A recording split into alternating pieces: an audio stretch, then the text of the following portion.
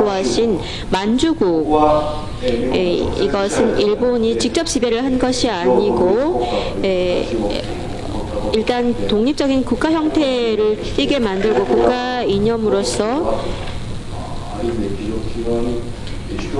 굉장히 유교적인 관점을 내걸고 하게 할 수밖에 없었는데, 그런 이념을 내걸게 했다라는 것은 단순히 그것이 이념에 그치지 않고, 예를 들면 유교에 있는 민본주의, 민중의 목소리는 하늘의 목소리다, 민중은 국가의 근본이다 라는 이념을 바탕으로 해서 만주국의 실체가 받아들여지고 비판드려지게 되었다라는 것. 그렇기 때문에 민중이 먹고 살아갈 수 있다면 괜찮은데 못 먹게 되었다라는 것은 바로 정치 주체의, 정치 책임자의 책임이 되어버린다라는 것이고, 최종적으로 그 문제를 해결할 수 없게 된다면은 이른바 혁명, 왕조 교체, 책임자는 물러나야 한다라는 이러한 이념에서 보자면, 일본의 만주국 지배의 실체는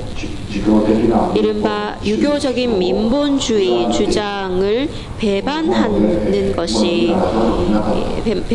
수밖에 없었다라는 것입니다. 그렇기 때문에 일본은 그러한 중국, 대만, 조선 등등의 침략 대상을 확대해 나가는데요. 이것은 반대로 유교 이념이 지배하고 있었던 역사를 가지는 지역에 흡수되어 나가는 과정이었지, 거기에서 결국 일본은 갈 길을 잃어버리게 되었던 것이 아닌가라고 생각합니다. 그러한 관점을 하나 더 추가하지 않으면 아무리 연구를 해도 일본이 주체로서 중국, 조선이 객체다라는 그러한 관점에서 벗어날 수 없지 않겠는가라고 생각합니다.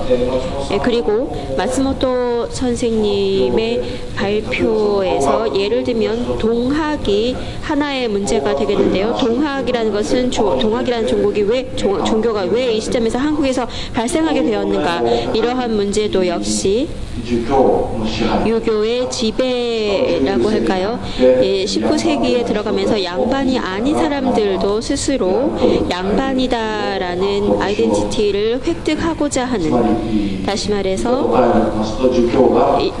표현을 바꾸자면은 일반 민중에까지 유교가 침투를 하게 되는 그러한 19세기의 한국 사회가 가지고 있었던 시대적인 경향이라는 것과 동학이 동조를 하게 된다라는 것은 굉장히 불가분의 관계가 있었다라고 생각을 합니다.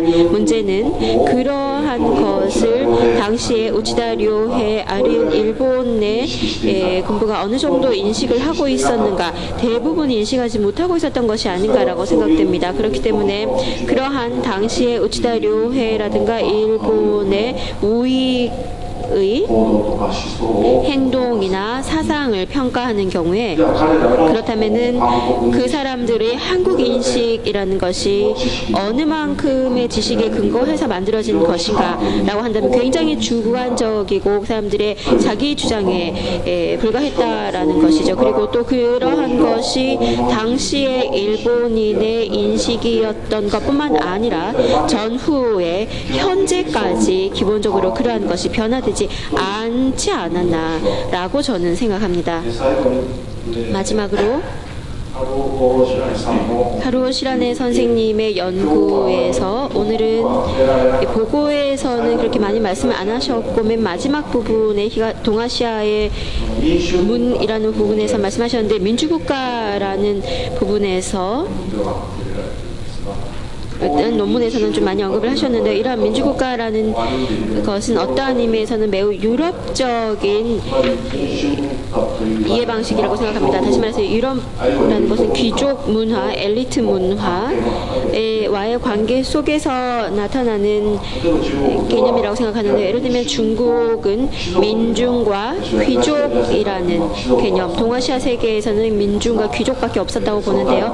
그 대신에 엘리트 문화와 민중 문화라는 것으로 중국을 볼 수 있는가 하면은 그거는 상당히 어렵지 않겠는가 봅니다. 왜냐하면은 중국에서 그 민중과 지배층은 그렇게까지 사대부와 민중은 그렇게 구분이 되지 않았고 서민도 과거 시험에 합격을 하게 되면 사대부라는 지위로까지 올라갈 수 있었고 현실적으로 그러한 사람들이 존재를 하고 있었던 그런 사회였기 때문에 엘리트 대 민중이었던가 그것이 어디까지 적용이 될 것인가. 중국 연구자인 제 선생님 시마다 켄지 선생님도 예전에 이렇게 말씀을 하셨는데요. 중국에는 민중은 없었다. 민중이라는 것은 기본적으로는 불완전한 사대부, 불완전한 엘리트에 지나지 않는다. 민중과 엘리트가 사이에 아주 깊은 단절이 있고 그것을 알지 못하면 중국 사회를 이해할 수 없다라고 말씀을 하셨습니다.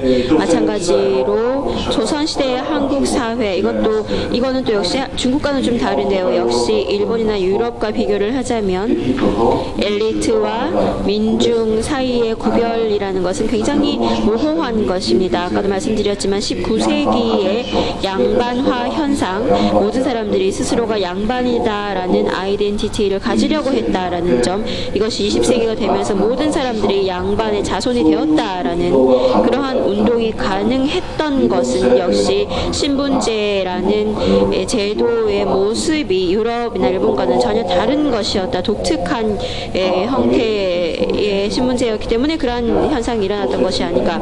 그렇기 때문에 조선시대의 민중 문화라는 것도 역시 엘리트와 민중의 관계를 어떻게 볼 것인가 라는 점을 이 논문을 보면서 느꼈습니다. 이상입니다. 아리가또 고자이마스. 討論の内容が面白くなってきましたので、後ほど発表者がまたどのようなコメントをしていただくかということも、これを聞きながらですね、並び刺激を受けるのが、もっともっと増えるかと思います。まだまだ2人の討論者がいらっしゃいます。時間を考えながらよろしくお願いいたします。